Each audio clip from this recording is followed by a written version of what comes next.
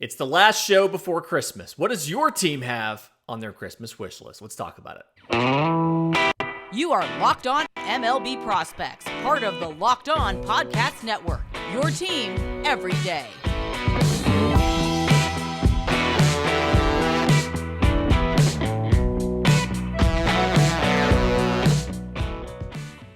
Yes, welcome on in to Locked On MLB Prospects, your home for all things minor league baseball. I'm your host, Lindsey Crosby, baseball writer and podcaster, and thank you for making this your first listen every single day. And if you're trying to figure out what to get your favorite team for Christmas, we've got a couple ideas today. And I want to start off with something that came up on Wednesday in our winners and losers show that was a little overshadowed by the Carlos Correa to the Mets thing. But the Baltimore Orioles haven't really given their fans a lot of gifts in free agency. Let's kind of take stock of what they did. You brought in 35-year-old Kyle Gibson on a one-year deal. You signed Adam Frazier, who can play both second base and outfield, on a one-year deal. And you signed reliever Michael Givens, and you traded for catcher James McCann from the Mets for a player to be named later. Now, let's kind of look at all of these and look at what we need to figure out and what we're counting on here for the Orioles to contend in 2023. The James McCann deal, you don't need James McCann to carry your staff. Obviously, you have Adley Rutschman. James McCann is veteran insurance, and he's not even costing you that much. He's got 2 years and $24 million left on his deal. The Mets are paying 19 of the 24 million. The compensation is a player to be named later.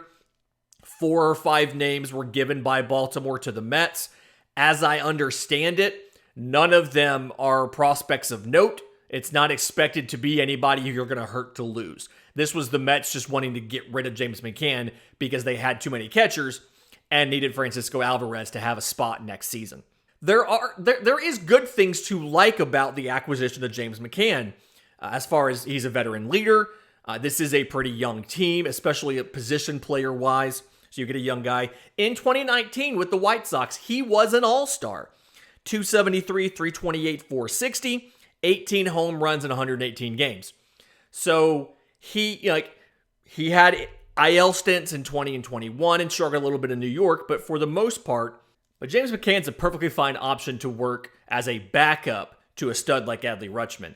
And there's going to be more position players, young position players coming up and having significant time. I mean, Gunnar Henderson, you'll get a full season of him, obviously. Probably playing shortstop. You plugged in Adam Frazier at second base, but there's flexibility with other guys who you want to play where as far as Mateo and things like that. Kyle Stowers is probably the first outfielder to come up. I feel like that's a little more likely than Colton Cowser. Colton Cowser feels like a second half kind of guy to me. And then the next wave behind that's a Heston Kierstad. Kierstad just missed so much development, looked pretty good in the fall league, still struck out a lot.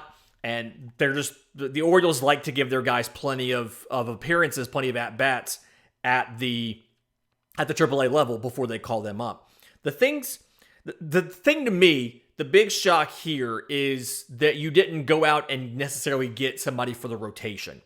Yes, you brought in Kyle Gibson. He's replacing Jordan Lyles because Jordan Lyles signed a 2-year deal with the Royals. And so, you didn't go out and get a Nathan Eovaldi or a Michael Wacha, never mind the big guys that were available like a Rodon or things like that. And so it's just kind of like internal options. Like, look at who you used last year. You had Dean Kramer, Austin Voth, Kyle Bradish, Spencer Watkins, Tyler Wells, and everybody had different outcomes. Kramer had like an ERA under 3.5, 20 plus starts. Bradish did really well against the Astros. Wells was really good in the first half of the season. Voth was limited innings, 80 innings, but was pretty good, ERA around 3. Watkins wasn't necessarily great, but you're just banking on internal improvements. And yes, you have Grayson Rodriguez. I'm definitely going to get to him. But you also are counting on John Means. He had Tommy John surgery last April. And so it feels foolish to count on him for any sort of meaningful innings this year. I understand it was earlier in the year. But the time frame is typically, 15 to 18 months is what you're looking at. And this is a situation where it's literally been 12 and you're, and the new season's here and you're expecting him to contribute. Now, don't get me wrong. I think Grayson Rodriguez can do a lot for the Baltimore Orioles. Look at what Grayson Rodriguez has. You would have seen him last year if it wasn't for that lat strain. But 2018 first rounder out of high school, 14 starts in AAA last year. Because again, the lat strain kind of messed everything up. He missed a big chunk of time in the middle of the year and wasn't able, by the time he came back, wasn't able to impact the big league roster. But 14 games in AAA, 6-1 record. We don't care that much about record in the minors, but it's noteworthy. 2.20 ERA in 69 and 2/3 innings. 21 walks to 97 strikeouts. And he's going to be very good. Don't get me wrong. This is one of the few prospects where I'm like, this dude could be a number one pitcher. I mean, the fastball is a 70 grade. It sits upper 90s. He can touch 100 with it. Has absolutely pinpoint control of where it goes, right? Can dot it exactly where he wants to put it.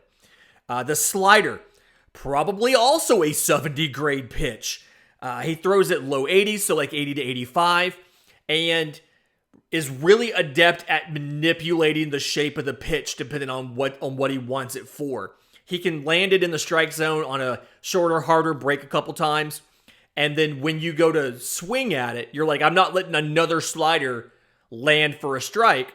He can just have it sweep off the plate and get you to chase. I mean, he can do a lot of stuff with it. The changeup is plus, has kind of a screwball-like action. It's not something that he throws it more than he used to. Curveball's above average, and then he has a cutter that he's worked on that he throws a lot more now than he used to. That also looks like it could be an above average to plus pitch. Just tons of tools. The delivery is super repeatable. The control's there. And so, yes, you're going to get Grayson Rodriguez, hopefully, for a full season. But your rotation is still, it's Gibson, Bradish, Kramer, Wells, some combination of these guys. Because, again, I don't think you can count on John Means for meaningful innings in 2023. He had surgery on April 27th of 2022 for Tommy John.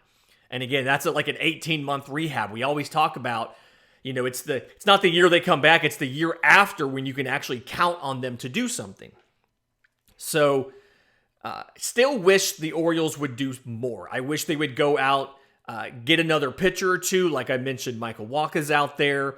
We've discussed lots of possible trades for different guys. We'll get some of those a little bit later in the show as well. But plenty of things out there you can go and do. Just need Baltimore to do something because it feels like the Yankees spent a bunch of money and then other than adding Carlos Rodon, haven't necessarily added talent to their team. They've just spent more money to replace the guys they had. Boston is obviously hurting right now, not doing well. So it definitely looks like you're in a situation where you absolutely could push for a playoff spot this year. And I absolutely think that that's something that Baltimore should spend some money to do. In just a minute, I want to get to the Yankees, speaking of not adding a ton of talent, and figuring out what they need to do for left field. But first, today's episode is brought to you by the NHTSA. Did you know that driving high is considered driving under the influence? That's right. Driving under the influence of marijuana is against the law in every state, even in states where marijuana is legal. And that means driving high can get you a DUI. If you think law enforcement officers can't tell when you're driving high, you are wrong. Your friends can tell, your coworkers can tell, even your parents can tell. Everyone can tell. So what makes you think that law enforcement officers don't know when you're driving high? Driving under the influence of marijuana can slow your response time and change how you perceive time and speed. So even if you think you're fine to drive when you're high, you are not. Because the bottom line is, if you feel different, you drive different. And driving high is driving under the influence. So remember, drive high, get a DUI. Okay, so one of the big conversations that we see kind of going around a lot is about what the New York Yankees are going to do as far as continued free agency and specifically Left field. They traded for Andrew Benintendi during the year. They were not able to re-sign him. He went to the White Sox on a longer deal. And so now you're in a position of how do the New York Yankees fix left field? There's a couple options. If you go in free agency, obviously not a ton of amazing options, right? Michael Conforto is probably the best known option that's left. Apparently the Yankees did check in on Michael Brantley, and he re-signed and went back to the Astros. But if you think about Michael Conforto, he had the shoulder injury and missed the entire year last year. And there are some questions among teams. I don't know if the Yankees feel this way, but there are some teams that are questioning whether or not he can make all of the throws needed to be made from left field. And so there are some teams that view him just as a DH while he finishes getting the strength back in the shoulder. And so that's a situation where the Yankees have a DH and Giancarlo Stanton. You need to be able to play whoever you sign in the left field on a regular basis. There's a couple options you could do. Somebody mentioned Robbie Grossman coming off of one of his worst offensive years. Don't quite think that's going to be a signing that would move the needle for the Yankees. Adam Duvall, right-handed hitter who strikes out a lot. Doesn't necessarily feel like it's the best fit as far as what you need this person to do. I think some better options would be a David Peralta. He's a left-handed hitter. He can platoon against right-handed pitching. His career line against righties is 294, 354, 86. So he would give you something. One, defensively, he'd give you something. He's at least an average defender in left. But he would be able to give you a left-handed bat that could hit righties. Jurickson Profar is another guy, switch hitter, so he can give you both a lefty and a righty batting profile. But very good contact ability, good defense from Jurickson Profar. The issue you have is the power ceiling is pretty limited. So if you do it via free agency, that's kind of where you are. If you're looking at trade, and there were some reports that came out on Thursday about the Yankees have been in contact with the Pittsburgh Pirates about Brian Reynolds. I think MLB.com's Paul Morosi reported that. Brian Reynolds obviously has requested a trade. He would be, it was the All-Star in 2021, plays center, can play obviously left or right, would be exactly what you needed, but there are a couple hang-ups with a potential deal here. Something that the Pirates have supposedly asked for in this deal is, one, they want a Juan Soto type package, which, I'm sorry, Brian Reynolds is not worthy of a Juan Soto type package. But two, they're also looking for pitching that is close to the majors. And I feel like that's the thing that is not necessarily a strength of the Yankees system. Can you piece together a package with like a Medina Nagill and things like that? You can do that. But the strength of the Yankees organization is position players and specifically infielders right now. Kind of looking at, just some of the high-level guys like a Cabrera, Peraza, Volpe. There's plenty of options in the high minors that are elite that you could move one of them in a deal. But the Pirates want pitching prospects that are close to the majors. I don't think it's a good fit. And ultimately, sometimes the best deal is the deal you don't make. I really think Yankees fans need to not try to make a deal for Brian Reynolds. They want too much. It's going to be an overpay. The price may come down mid-season if it turns out that the Pirates are not doing nearly as well as they expected, and he is disgruntled and it is hurting the team. They may take less to ship him out mid-season. A couple other options you could look at. Max Kepler from Minnesota is on the block since they went out and signed Joey Gallo. Would be wild that you guys tried to get, the Yankees tried to get rid of Gallo and then bring in the guy who Gallo took his job. But Max Kepler's available. They do need something at shortstop since they did not sign Carlos Correa. They did not bring him back. And there's been discussion about whether or not their big shortstop prospect will be ready to start the year on time or not after his ACL tear. So you have an option there. You could move a guy like an Isaiah Kiner-Falefa. so that you could have an option there, to get an outfielder. Arizona reportedly is looking at moving one of their outfielders. They've got a bunch of left-handed hitting outfielders. Dalton Varsho, my favorite of the three, but Jake McCarthy, Alec Thomas, who's a center fielder who has been moved over to a corner because of Corbin Carroll being there. And he profiles more as a center fielder, so would give you flexibility as well. Supposedly, I think this might actually be a better fit. Supposedly what Arizona's looking for is a right-handed hitting infielder. And so I think there is a possible package here. The dream would be to get rid of Josh Donaldson, the $21 million it's owed to him for 2023. There's a $6 million mutual option for 24. The dream would be to move that deal. I don't know if Arizona would take that deal, but Gleyber Torres is absolutely an option that you could move to give them a right-handed hitting infielder who can play, second or third base. $9 million salary is what he's projected to get this year in arbitration. It's ARB 3. He's, as a Super 2 player, he has 4 years, so there's another year of team control after this. Ultimately, I think that's something where they could plug him in at second base if they needed to. They could plug him in if they wanted to try it at third. He could back up at first behind Christian Walker. A couple different options. That may be something that works out.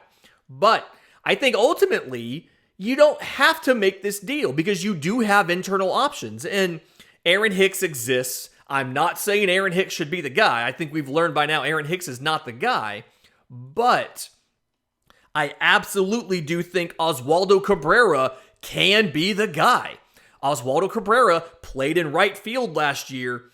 Later in the year, got 40-ish games in right field and just about led the team in outfield assists.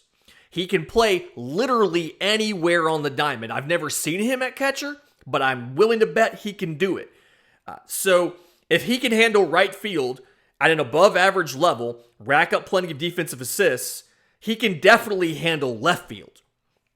I understand the argument of some of his value is in that defensive versatility of, yes, he can play left field, but he's more useful as an everyday option at short, at second, at third, and right field, at first base, backing everybody up. But right now, look at what you have. You have Peraza, who should be up, and the starting shortstop. You have Gleyber Torres, you have Josh Donaldson, you have Isaiah Kiner-Falefa, you have Anthony Volpe coming. You have plenty of infield options where you will have an extra guy. Isaiah Kiner-Falefa can be your utility guy at a couple different positions because he should not be starting over Peraza at short or over Volpe at second. And then Oswaldo Cabrera can be your plan A in left field, and he's going to give you above average defense, and he's going to handle his bat at the plate just fine. So do not make a dumb trade and give up way too much for Brian Reynolds. Maybe go out and sign one of those guys like a David Peralta, and then plan on Oswaldo Cabrera being the guy in left field. In just a minute, I do want to cover some of the trade candidates that are out there and their likelihood of getting moved to fill some of the holes now that the top free agents are gone, right here on Locked on MLB Prospects. Okay, and we're back.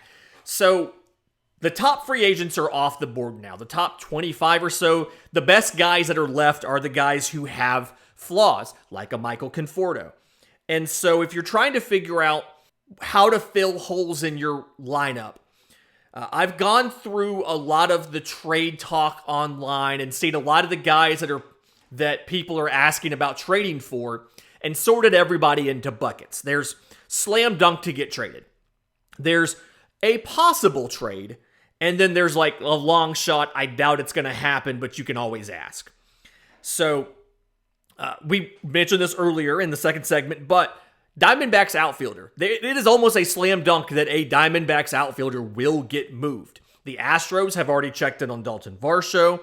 Remember, he can be both a catcher and an outfielder, although the Diamondbacks didn't have him catch a game after June, but he does still have fantasy eligibility at catcher and outfield. And then in the outfield, hit 27 home runs. I mean, is a very good, a plus defender in the outfield who has the ability to fill in at catcher from time to time. I do think he would work out if for instance, the Yankees wanted to go out and get an outfielder. The Astros wanted to have somebody who could not only fill in behind the plate as they work in the young guys, but also help out with help out Michael Brantley out there in the outfield, would be a good option as well. A possible trade, not one that I'm sure that we'll see, but one that may happen, is Bobby Dahlbeck.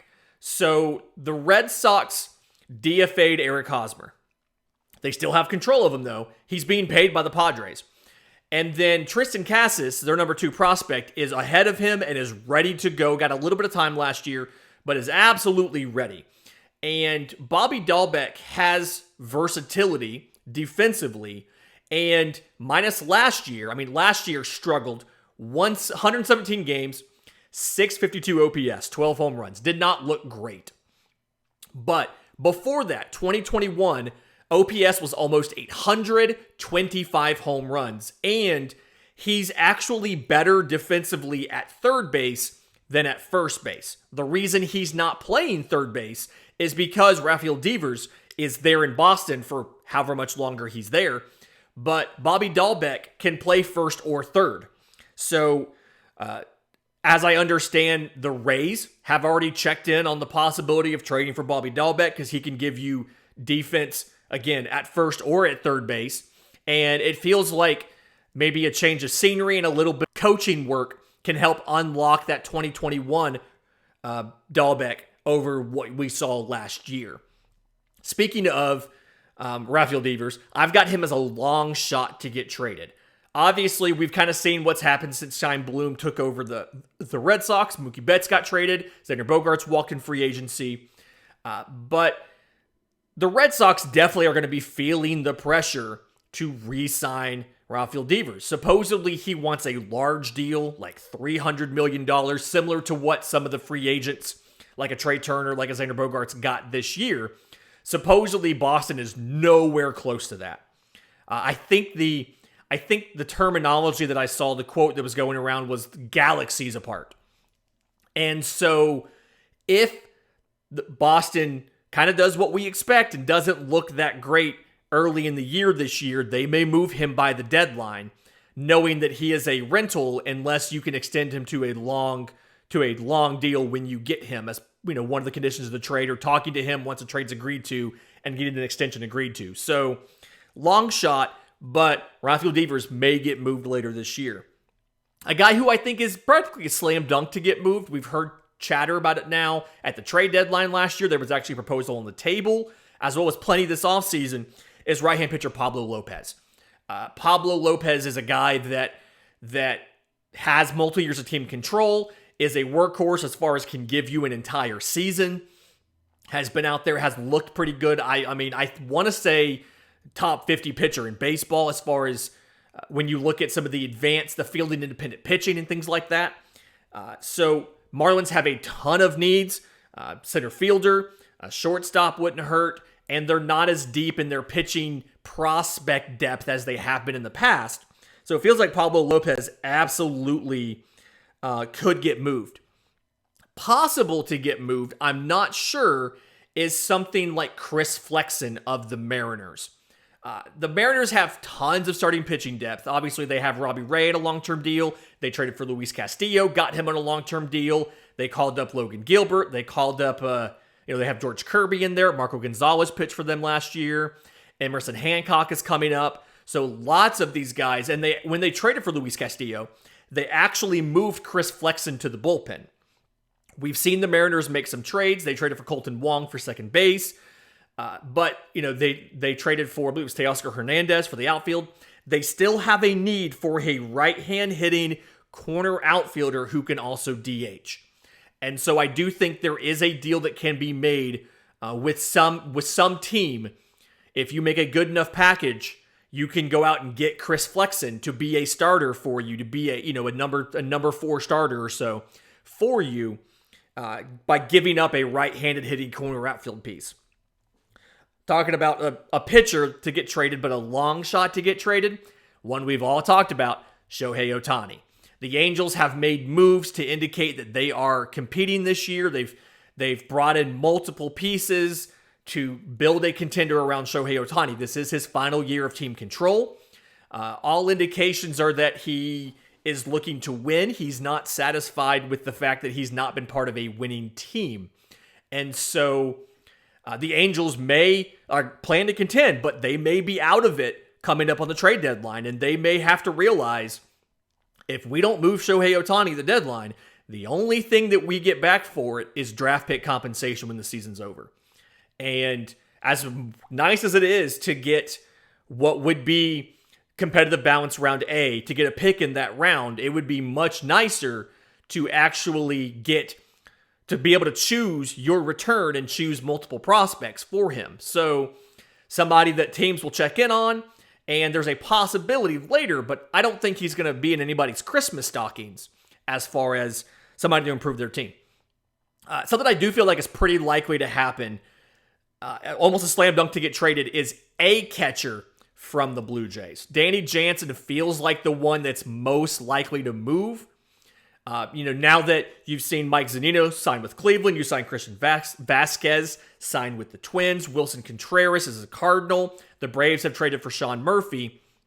This is the premier place to get a catcher now, and we've seen many teams check in. The Diamondbacks have supposedly checked in. The Rays have checked in on a catcher. The Red Sox, the Cubs, the Astros, lots of different options.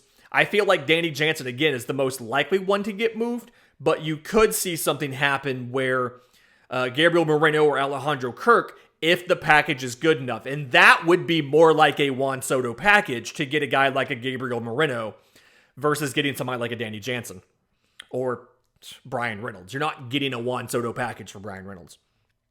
A possible trade, not sure if it's going to happen. We talked about them earlier in the show. Jorge Mateo of the Orioles. The Orioles are insistent that they're going to play Gunnar Henderson at shortstop.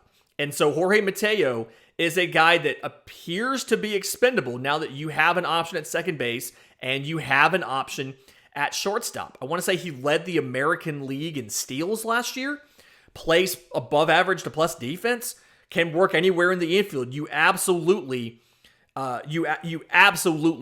could use him. He could be a piece that they trade away to try to find another pitcher and improve that rotation where they're not having to count on a John Means coming back from Tommy John.